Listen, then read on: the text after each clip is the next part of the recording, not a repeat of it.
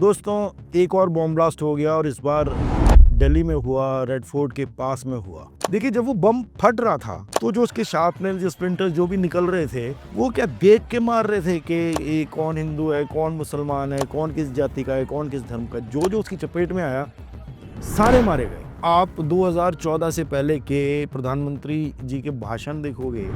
प्रधानमंत्री जी, आप मुझे बताइए, सीमाएं आपके हाथ में है, नेवी आपके हाथ में है, आतंकवादी विदेशों से यहाँ कैसे घुस जाते हैं? ये उस टाइम की गवर्नमेंट से यही साहब पूछ रहे थे। अब जब यही साहब गवर्नमेंट में है तो ये सिमिलर क्वेश्चंस के आंसर जाहिर सी बात है इनको अपने आप देने चाहिए। निहायत ही झूठ बात है कि कम्युनिटी से निकलते हैं। दुनिया भर की हिस्ट्री देख लो, इवन इंडिया की हिस्ट्री देख लो, अलग अलग फेजेस में हर कम्युनिटी का योगदान रहा है। तो ये कहना कि पूरी की पूरी कम्युनिटी ऐसी है, तो आप डिसाइड कर लो यार कि आप अपनी कम्युनिटी से सबसे ज्यादा प्यार करते हो या अपने देश से सबसे ज्यादा प्यार करते हो। इसने फोड़ा है तो ये ना तो एक कम्युनिटी के खिलाफ हमला है, ना किसी एक पॉलिटिकल पार्टी के खिलाफ हमला है, ना किसी एक पर्टिकुलर आइडियोलॉजी के खिलाफ हमला है, ये सारे इंडियंस के खिलाफ हमला है।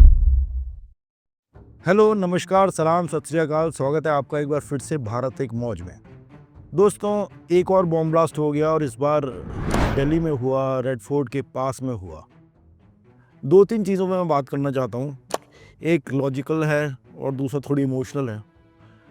लॉजिकल से शुरू करते हैं। हम इतने सालों से सुन रहे हैं कि जब भी कोई भी मतलब एक्सेप्शनल स्टेप इनकी नज़र में जब गवर्नमेंट हमारी उठाती है तो उसका पहला जस्टिफिकेशन आता है, इससे टेररिस्ट की कमर टूटेगी। ठीक है, चाहे डिमोनेटाइजेशन ले लो, उसमें कहा गया कि भी आतंकवादियों की कमर टूट गई है। फिर बालाकोट स्ट्राइक्स हुई कि हम घर में घुस के मार के आए, कमर तोड़ा है। फिर ऑपरेशन सिंदूर हुआ, मुंह तोड़ जवाब दिया, करारा जवाब दिया, अब ऐसा दोबारा नहीं होगा। लेकिन कुछ ही महीने बाद ये दिल्ली का मामला हो गया। इसको कहते हैं बेवकूफ़ बनाना। मतलब आम भाषा में अगर कोई आपसे बार बार, आपका बगल वाला या आपका दोस्त आपसे इस तरह के प्रॉमिस करता रहे तो आप यही बोलोगे, यार तू इतने दिन से क्यों मेरे को बेवकूफ़ बना रहा है। अगर कमर टूट गई है तो ये कैसे हो गया। और वो प्रधानमंत्री जो कुछ साल पहले ट्विटर पे ट्रेंड चलवा रहे थे और बोलते नहीं थकते थे कि मैं चौकीदार हूँ, तो ये कैसी चौकीदारी हो रही है भाई। अगर आपके घर में डाका पड़ता है और डाका पड़ते ही चौकीदार गायब हो जाता है, भूटान के किंग का बर्थडे मनाने चला जाता है, तो आप चौकीदार को नौकरी पे रखोगे क्या? उसे आते ही फायर करोगे या नहीं करोगे? लेकिन यहाँ तो ऐसा कुछ नहीं हो रहा है। ऐसी क्या मजबूरी थी? देखिए, पिछली बार आपने देखा जब पहलगाम हुआ था तो प्रधानमंत्री जी सऊदी अरब से अपनी यात्रा घुमा के वापस लेके आ गए थे, क्योंकि जब वो वहाँ पे थे तब ये घटना घटी तो उनको पता चला कि ऐसा हो गया है, तो उन्होंने कहा इस समय देश को मेरी ज़रूरत है, वो इधर आ गए। इस बार उन्होंने क्या नई तकनीक निकाली कि जब उनके रहते रहते देश में ये हादसा हो गया, उन्होंने चूज़ किया कि ठीक अगले दिन जो है वो भूटान चले जाएं। बहुत सारे लोग कह रहे हैं कि अदानी को बिजनेस दिलाने के लिए गए, जो कि सही भी है, वो डील भी साइन हुई है वहाँ पे जाके। तो उनकी प्रायोरिटीज़ यहाँ पे पता चल गई, क्योंकि कुछ दिन पहले ये कहते भी फिरते थे कि मेरे में एक ख़ास टैलेंट है कि जो होने वाला है वो मेरे को समय से पहले पता चल जाता है। तो भाई, जब आप इस तरह की बातें बोलते हो तो आप इसका कोई एविडेंस अगर दे दोगे, जैसे कि यहीं पे अगर आप बोल देते कि मुझे पहले ही पता चलने वाला था, ये हो गया और हमने रोक दिया ये, और ये एविडेंस पब्लिक को दिखा दोगे, तो क्रेडिबिलिटी आपकी ही बढ़ेगी। जो आपका सपोर्ट बेस है वो ही बढ़ेगा। लेकिन आपने तो बिल्कुल ऐसा कर दिया है कि मेरे को क्रेडिट सारा चाहिए, अकाउंटेबिलिटी मैं दिले भर के नहीं लूँगा।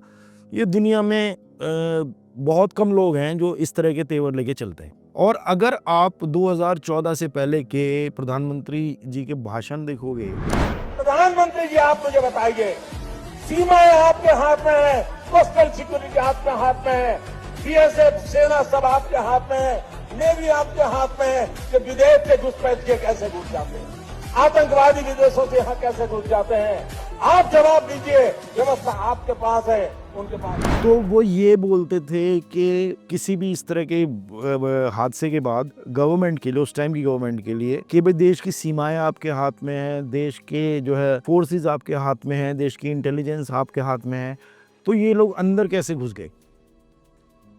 ये उस टाइम की गवर्नमेंट से यही साहब पूछ रहे थे। अब जब यही साहब गवर्नमेंट में है तो ये सिमिलर क्वेश्चंस के आंसर जाहिर सी बात है इनको अपने आप देने चाहिए। लोगों को तो पूछने की जरूरत नहीं पड़नी चाहिए, क्योंकि वो ये इसी प्लैंक पे चुनाव जीत के आए थे कि हम जो है स्ट्रांग हैं, हम जो है सुरक्षा प्रदान करेंगे और हम अब हिंदुस्तान में इस तरह का कोई भी अटैक होने नहीं देंगे। इसी बात को फैला के ये यहाँ पे आए थे। और रजत शर्मा की आपके अदालत में भी उन्होंने बोला था कि हम मुंह तोड़ जवाब देंगे, उनको उनकी भाषा में बात करेंगे। तो ये क्या प्रोसेस है आपका कि आपके यहाँ एक अटैक होता है, बेगुनाह मारे जाते हैं, उसके बाद आप एक बहुत ही अपनी मस्कुलिनिटी का प्रदर्शन करते हुए कोई दूसरा उनके घर पे जाके अटैक करते हो, या बालाकोट स्ट्राइक करते हो, या ऑपरेशन सिंदूर करते हो, लेकिन फिर एक और अटैक हो जाता है, फिर आप अपने यहाँ ही कुछ डिमोनेटाइजेशन वगैरह की ट्रिक कर देते हो, फिर एक और अटैक हो जाता है। तो व्हाट इज़ द पॉइंट? मतलब वो अटैक कर रहे हैं, आप जो करके आ रहे हो, उसके बाद वो फिर अटैक कर रहे हैं, तो जो आप करके आ रहे हो उसका तो उन पे दिल का फर्क नहीं पड़ रहा है। फिर दैट मीन्स दोज एक्शंस पर उन्होंने जो इंटेंट किया था वो कर नहीं पाए। और हो सकता है कि ये इतना आसान ना हो कि आपके एक्शन के बाद वो कट जाए, लेकिन कम से कम आके पब्लिक को ये बात समझा तो दो। अब इस देश में 140 करोड़ लोग हैं, हर बंदा तो आपसे खुद पर्सनली जाके पूछ नहीं सकता ना, आप तो पत्रकारों को ही बता दो ना। खैर वो भी नहीं करते हो आप। तो फिर ये एक जायज़ सा सवाल है, और ये मैं या बाकी लोग नहीं कह रहे हैं, ये 2014 से पहले आप ही पूछ रहे थे। ये आपका ही दिखाया हुआ मार्ग है जिस पे चल के हम ये सवाल आपसे पूछ रहे हैं। जरा आप अपनी स्पीचेस को आप देख लें पुरानी 2014 की, उसमें हर एक में आपने कहा है। दूसरा जो मैं कह रहा था, एक सेंटिमेंटल नज़रिया है इस पूरे हादसे के ऊपर। देखिए, जब वो बम फट रहा था तो जो उसके शार्पनर, जो स्प्लिंटर जो भी निकल रहे थे, वो क्या देख के मार रहे थे कि ये कौन हिंदू है, कौन मुसलमान है, कौन किस जाति का है, कौन किस धर्म का। जो उसकी चपेट में आया सारे मारे गए, सबके सब इंडियंस ही थे। टेररिज्म का मकसद क्या है? टेररिज्म का मकसद सिंपल सा ये है, किसी भी देश में इतना अनरेस्ट क्रिएट कर दो, इतनी हेट्रेड क्रिएट कर दो आपस में कि वो खुद ही टूट जाए। ये टेररिज्म का मकसद है। आपको क्या लगता है कि और इनका क्या है? हमारे रिसोर्सेज कब्जाने इन्होंने, या इन्होंने जो है हमारे इंडस्ट्रीज कब्जानी है, या हमारी फिल्म इंडस्ट्री कब्जानी है, हमारी क्रिकेट टीम पकड़ के लेके जानी है? इनका मकसद सिर्फ इतना है कि ऐसे इस तरह की छुटपुट करते रहो, और फिर ये आपस में ही बीज बोते रहेंगे, और फिर ये डिसइंटीग्रेट हो जाएगा कंट्री। तो आप भी लोग जो अब ये बोल रहे, बहुत सारे वीडियोस में देखने को मेरे को मिल रहे हैं कि एक ही कम्युनिटी से क्यों लोग निकलते हैं, एक ही कम्युनिटी से क्यों लोग निकलते हैं ये टेररिज्म करते हुए। पहली बात तो ये निहायत ही झूठ बात है कि एक ही कम्युनिटी से निकलते हैं। दुनिया भर की हिस्ट्री देख लो, इवन इंडिया की हिस्ट्री देख लो, हर कम्युनिटी का योगदान रहा है, ठीक है? अलग अलग फेजेस में हर कम्युनिटी का योगदान रहा है। तो ये कहना कि पूरी की पूरी कम्युनिटी ऐसी है, तो आप डिसाइड कर लो यार कि आप अपनी कम्युनिटी से सबसे ज़्यादा प्यार करते हो या अपने देश से सबसे ज़्यादा प्यार करते हो। अगर आप देश से सबसे ज़्यादा प्यार करते हो तो ये सारी कम्युनिटीज़ इस देश में, इसी बात पे हम प्राउड फील किया करते थे। और आप कम्युनिटीज़ इतनी सारी जो आपके देश में है, उनको नहीं, सिर्फ अपनी कम्युनिटी को प्यार करते हो, तो फिर अपने आप को देशभक्त कहना छोड़ दो, नेशनलिस्ट कहना छोड़ दो। Idea of a nation that India is, उससे तो आपका फिर कोई लेना देना ही नहीं है। जो भी मर रहा है वो हिंदुस्तानी ही मर रहा है। अब जो लोग वहाँ पर उस ब्लास्ट में बेचारे उसकी चपेट में आ गए, जो बदनसीब लोग अपनी जान से हाथ धो बैठे, उनमें से कोई बीजेपी सपोर्टर भी होगा, उनमें से कोई कांग्रेस सपोर्टर भी होगा, उनमें से कोई इंडिया अलायंस भी होगा, उनमें से कोई किसी का फ़ैन होगा, कोई किसी का फ़ैन होगा। तो ये जब ये बम टेररिस्ट ने फोड़ा है, तो ये ना तो एक कम्युनिटी के खिलाफ हमला है, ना किसी एक पॉलिटिकल पार्टी के खिलाफ हमला है, ना किसी एक पर्टिकुलर आइडियोलॉजी के खिलाफ हमला है। ये सारे इंडियंस के खिलाफ हमला है, और इंडियंस को मारा गया है, और इससे इंडियंस ही लड़ सकते हैं। अगर इस बॉम्ब ब्लास्ट से हम अलग अलग हो के लड़ेंगे तो फिर तो होली लड़ाई, फिर कौन जीत गया? फिर तो जो यहाँ अटैक करने आया था वो जीत गया। आपकी लीडरशिप से आप शिकायत कर सकते हो, कंप्लेन कर सकते हो बाद में, पहले अपने अंदर तो झांक लो। बिल्कुल करो लीडरशिप से शिकायत, बिल्कुल करो उनसे कंप्लेन, बिल्कुल उनसे सवाल पूछो, लेकिन पहले अपने आप से भी पूछ लो, अपने आप को भी देख लो कि क्या ये जो आपदा आई है ये अपने देश पे आई, और अगर हम देशभक्त हैं तो हमको मिलकर इससे लड़ना चाहिए या नहीं लड़ना चाहिए। और इन सब चीज़ों की रिपोर्टिंग जो हो रही थी वो अपने आप में एक ट्रेजेडी है इस कंट्री की। मीडिया के बारे में इतना कुछ बोला जा चुका है, अब तो हद ही हो गई।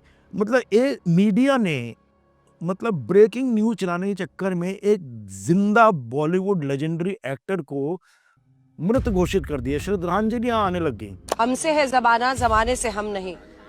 अनेकों ऐसे डायलॉग्स जो हमेशा जिंदा रहेंगे। 6 दशक, 300 फिल्में। IMDb की रिपोर्ट बताती है कि सबसे ज्यादा 98 हिट फिल्में धर्मेंद्र जी के ही नाम पर थी। एक्टर धर्मेंद्र अब नहीं रहे।